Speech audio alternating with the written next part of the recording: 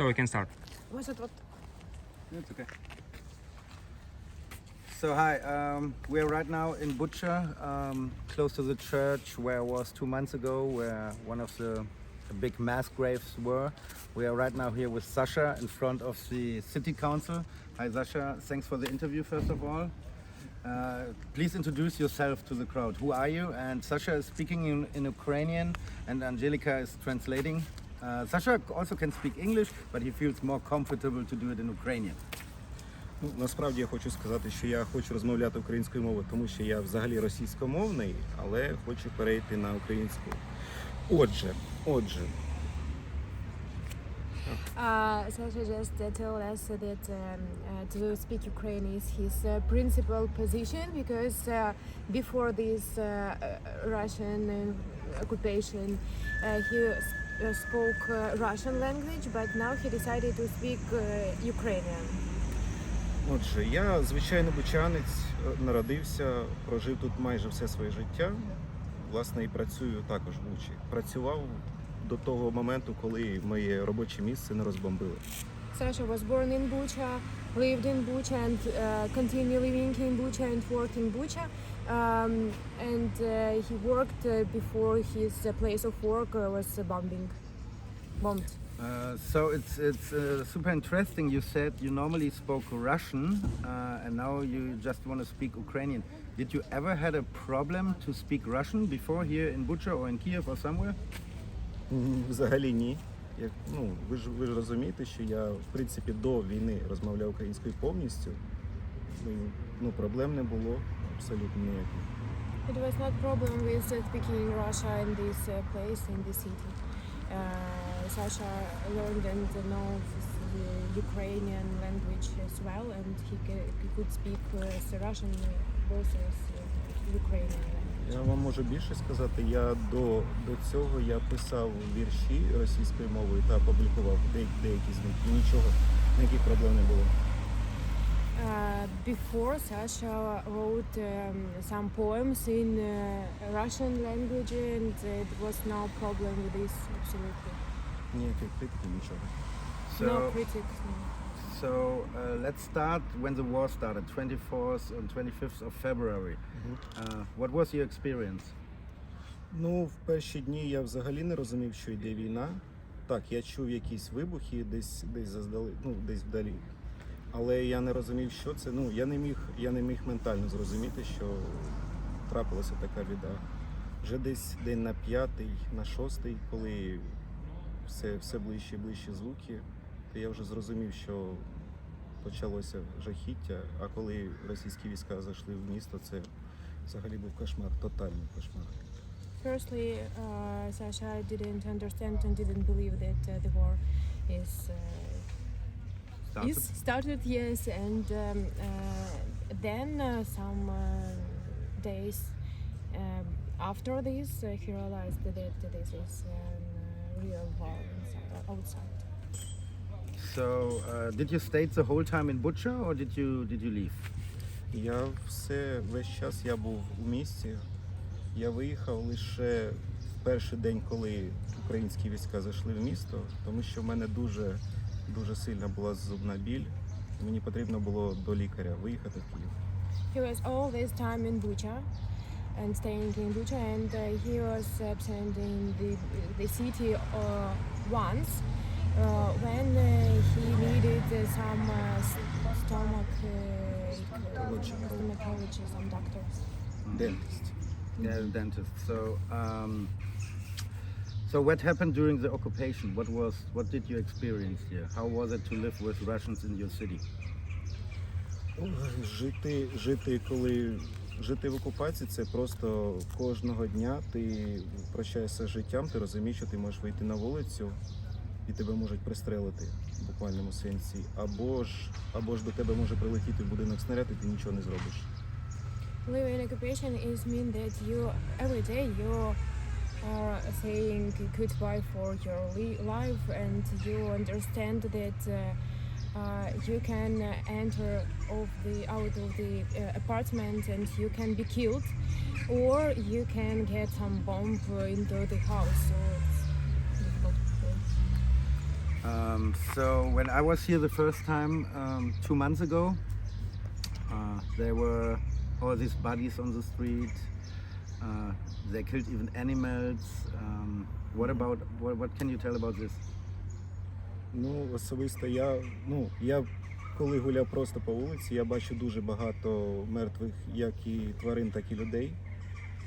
Тобто це Okay, when Tasha walked on the street, he saw a lot of dead people and animals.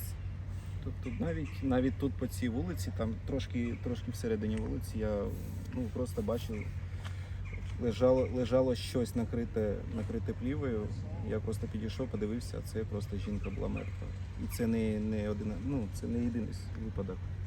Even on this street, he saw something covered by something, and it was a woman.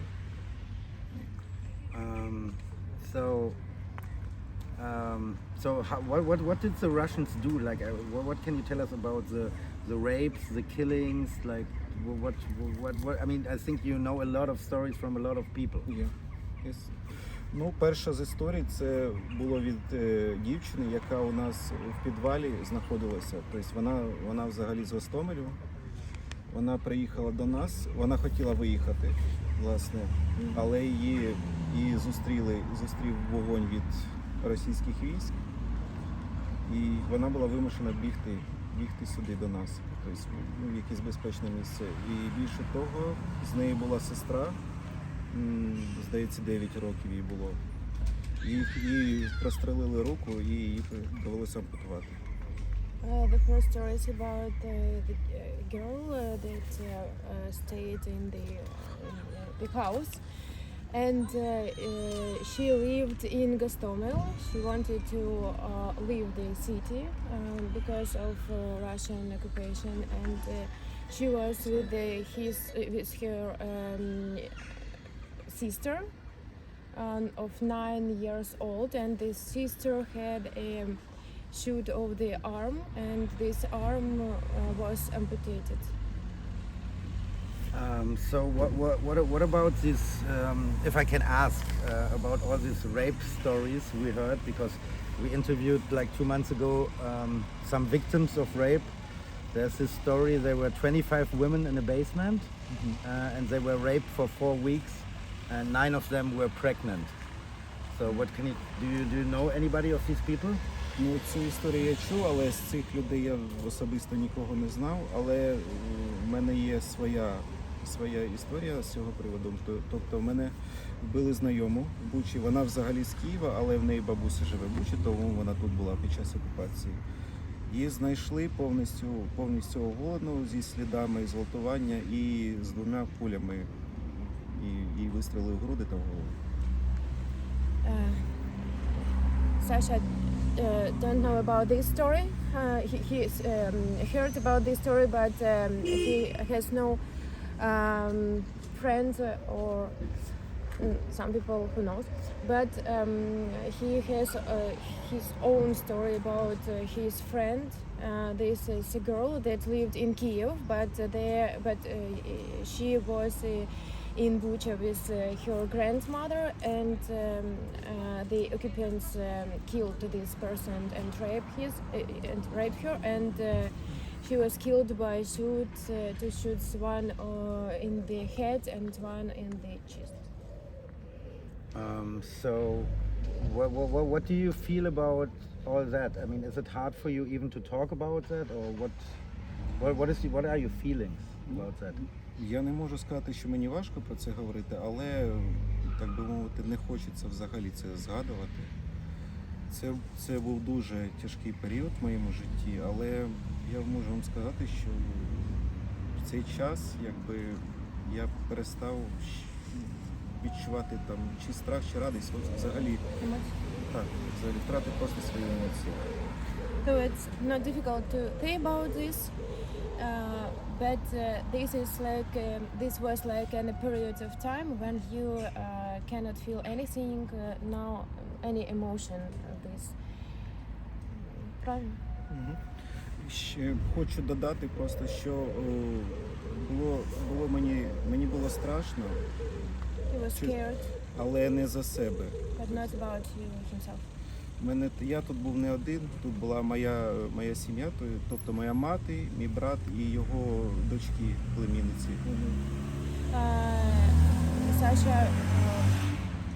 Sasha was here not alone. He was with with his mother and his brother and with two My brothers' niece. daughters. Yes. Вони, я дуже переживав за них, власне, тому власне я був і тут, тому що я живу не в цій локації взагалі. І мені приходилось ходити то до себе додому, то сюди. He was afraid about their lives, and he lived not here but in another place, and always come to visit the relatives and go back to home. So we've seen many things like looting. Like, do you know a place which were not looted maybe here? Looted is like stealing everything. Власне, я це бачив дуже часто. Просто, щоб ви розуміли, практично кожного дня приїжджало по 2-3 машини сюди, бронемашини чи грузові машини. Виходило декілька солдат, російських солдат, вони взламували отут по вулиці, там банки, аптеки, магазини, неважливо абсолютно. Вони взламували, забирали те, що їм потрібно, і одразу ж виїжджали. There was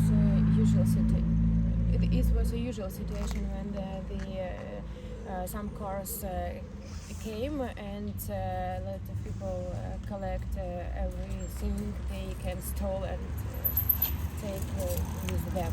So it can be in banks, in different places, not only in the apartment. Did you ever had like personal contact to a Russian soldier? Did they talk to you? Так, вони зі мною розмовляли. Вони двічі приходили з обшуком до нас, до нашого будинку. Якраз на той момент я був тут, тому я з ними зустрічався. Вони перевіряли паспорт, обшуковували квартиру на предмет зброї. А вже в другий раз вони приходили, тому що хтось їм сказав, начебто у нас є перебування. Okay. Sasha connected with communicated with some Russian soldiers because of the situation when Russian soldier came to his apartment twice. The first time he was searching for some documents and там і що ще? Passport. Вони шукали зброю. And Yes, some searching for guns some and guns, yeah. some equipment. And а другий раз це що було? Сказали, коригувальника шукали. Коригувальника. Я не знаю, як буде коригувальник. Okay, and the second time it was like a visit of the Russian soldier. They decided that they Some of us like giving information to you Information, Ukrainian yes. military troops. So they thought you were a spy, or Yeah, some yeah. kind of spy. so okay. And what happens then? Why are you alive? It's good that you are alive, but you know. Це питання, на які сам не можу відповісти. Мені здається, просто я настільки розпростявся з життям своїм, що смерть мене, власне, не забрала. It is very difficult to answer for this question, even to answer by himself because he said goodbye for his life so many times that this unbelievable situation that he's alive. So do you know any people here from Bucha who works with the Russians? Ні, таких не було у нас. Хоча я просто нікого з них не знаю. No, he doesn't know this. So when I was here 2 months ago, there was this huge mass grave where they put all the bodies at the church. Do you know some people who were put there, like personal contacts? Do you know people who were killed? З моїх знайомих померло, тих, яких я знаю особисто, троє людей померло. Більшість, на щастя, виїхали з міста і ще до таких важких часів, скажімо так. Third person that were the friends of Sasha was died, and a lot of his friends left the city. So what would you do if I would give you the chance 1 minute with Putin? Насправді це, я не хочу брати гріх на душу та вбивати людей, скажімо так, але я думаю, що в мене був би час змусити його просто відвести війська. He didn't want to kill the people and don't want to kill the people, but only he wants to ask to get out of the army. Not ask, but force him. Force him. I want to make him hurt, but I don't want to kill him. Okay. If you were Russian speaking. What if I would give you the chance to talk in Russian TV, for example, to all the Russian people? What would you tell the Russians? А не важливо, що б я їм сказав, тому що вони настільки зазомбовані телебаченням, вони зомбувалися протягом десятиліть, тому це б ніякого ефекту б не дало взагалі. It is never mind what to say them because they are like a zombie within their TV shows and TV programs, so it will be no influence about this at all. So, and what do you think about your fellow Ukrainians? Like, are you proud on your fellow citizens? Я не зовсім зрозумів питання. Чи ти відчуваєш гордість за своїх співмешканців міста, країни, за Україну? І за співмешканців, і за Україну я відчуваю велику гордість, тому що, як мінімум, тому що ми успішно протистоїмо другій армії світу. Це просто досягнення вище неба. He's very proud about his citizens and about the Ukraine in general because we are staying against the second army in the world, and this is the thing we can be proud. Yeah, you can definitely be proud. What would you tell to people in Europe? Не бійтеся говорити гучно, підтримуйте нас, старайтеся допомагати як морально, так і матеріально, по можливості. І вірте в Україну. Don't be afraid to saying something. Please support Ukraine, with the money or emotional, and be with Ukraine and stay with Ukraine, please. And do you have any plans for your own future or for the future of the city? Особисто я після цього дуже сильно захотів завести сім'ю. Нарешті, щоб в мене вже були діти. Але це так. Можна перекладати одразу? Okay. At first he wanted to have his own family with children. To get some wife children. Two kids, one wife. Yeah, so thank you for the interview. Slava Ukraini. Героям слава, дякую вам.